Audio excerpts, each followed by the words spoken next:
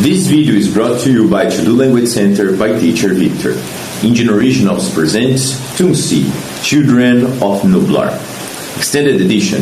Author MD Martino, year 2025. Night of the Storm. The night fell over the island like a stone. Thick, heavy, suffocating. The rain did not stop.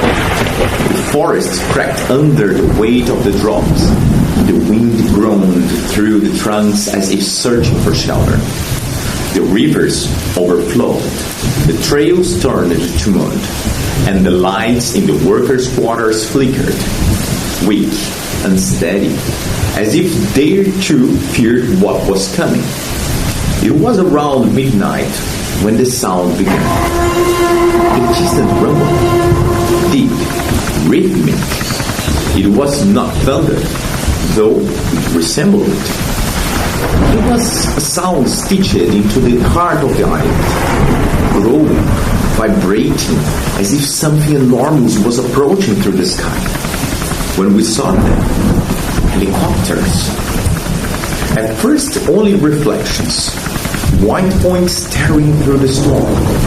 Then the sound that mechanical roar of blades slicing through wind and time.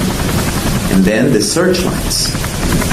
Beams sweeping across the drenched sky, carving luminous scars into the darkness. We ran to the top of the hill, me and the other youths.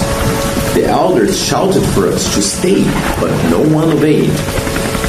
We wanted to see what the gods of metal had brought.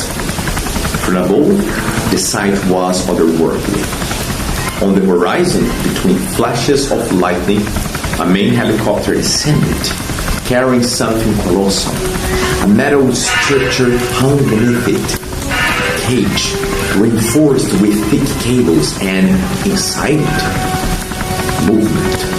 Something alive. Something heavy enough to make the air itself tremble. We could not make it out in its shape, only fragments. An arched back, a thick neck, violent motion of living mass against steel. And then the eyes. My God, the eyes. Two golden beacons wet and gleaming in the darkness. Fixed, aware. The helicopter lowered over the northern sector of the island, a newly built area, still smelling of paint and machine oil. The metal towers of the receiving base trembled under the force of the wind and the weight above them.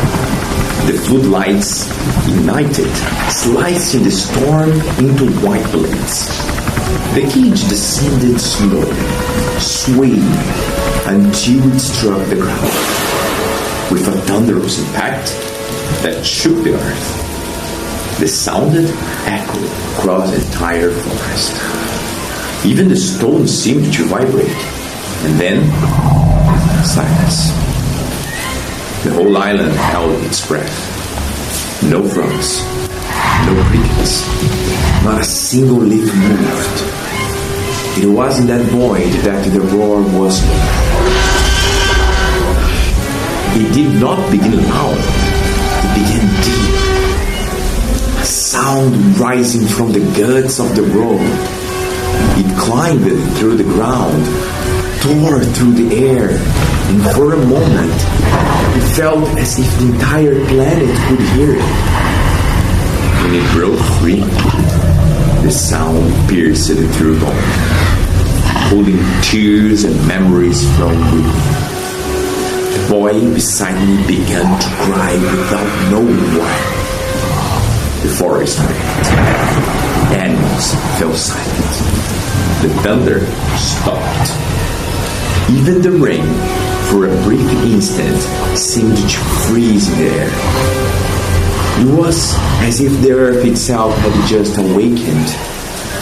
That creature, the Great Rex, as they call it, was not a spirit, nor a god. It was something older than both. So ancient that fear itself seemed to recognize its name. sound of its roar crossed the island, struck the mountains, echoed through the caves, and died in the sea. And I understood from that night on, the island no longer belonged to us. The land that fed and protected us now bowed before new Lord. A king without a throne, without mercy, without time. It should never have returned, but it did. And the heart of the warm land, the heart of my people, never beat the same rhythm again.